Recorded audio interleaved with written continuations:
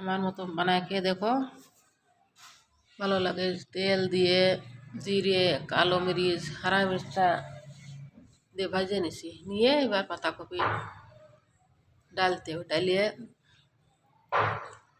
তারপরে ভালো করে ভাজতে হবে। ভাজে ভাজে নমক, হলদি দিতে হবে, দিয়ে ভালো করে ভাজে তারপরে জলই দেবো না, এইতেই ভাজি হয়ে যাবে। এর যে জল বেরোবে তাইতে ভাজা হয়ে যাবে। ভাজা হয়ে গেলে পরে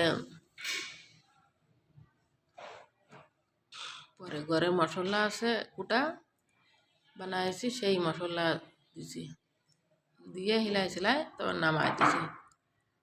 নামায় তারপরে যার সাথে খেতে পারো, ভাতের সাথে, রুটির সাথে, পুরির সাথেও ভালো লাগে। ভাত, তারপরে পাতাকপির তরকারি আর ডাল, পাতাকপি সবজি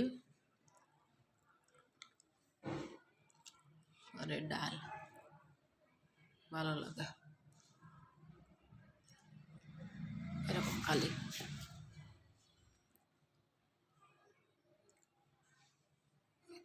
আর কি